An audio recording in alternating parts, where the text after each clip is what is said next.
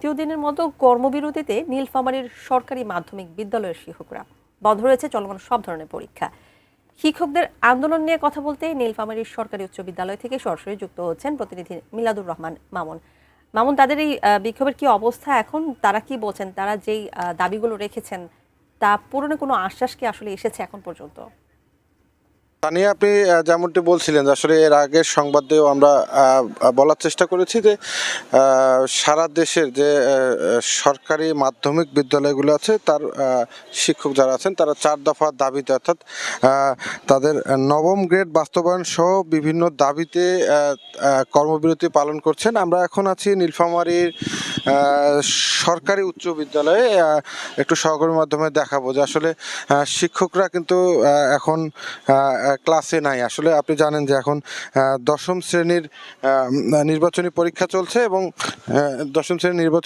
চলছে এবং অন্যান্য যে ক্লাস অর্থাৎ ষষ্ঠ থেকে নবম শ্রেণী তাদের সমাপনী পরীক্ষা চলছে। তো আসলে এই তাদের একাডেমিক কার্যক্রম অর্থাৎ পরীক্ষাগুলো বন্ধ রয়েছে, এ কারণে ক্ষতি হচ্ছে আসলে শিক্ষার্থীদের।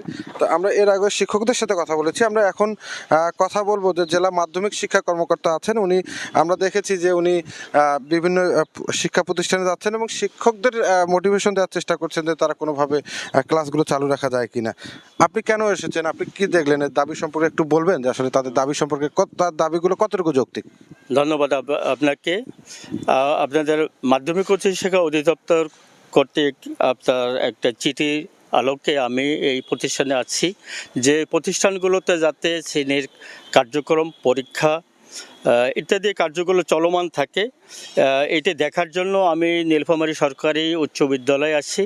তাদেরকে বোঝানোর চেষ্টা করছি তারা যে গতকাল থেকে 4টি দাবি নিয়ে তারা যে কর্মবিরতিতে তারা আছে, তাদের দাবির কথা তারা বলছে। আমি তাদেরকে এই কার্যক্রমটা চালিয়ে যাওয়ার জন্য অনুরোধ করতে আসলে আসছি।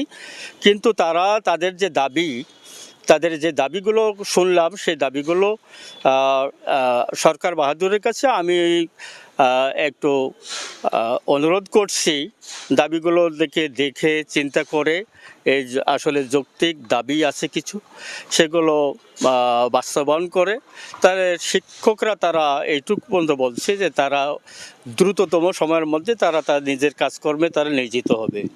ধন্যবাদ আপনাকে।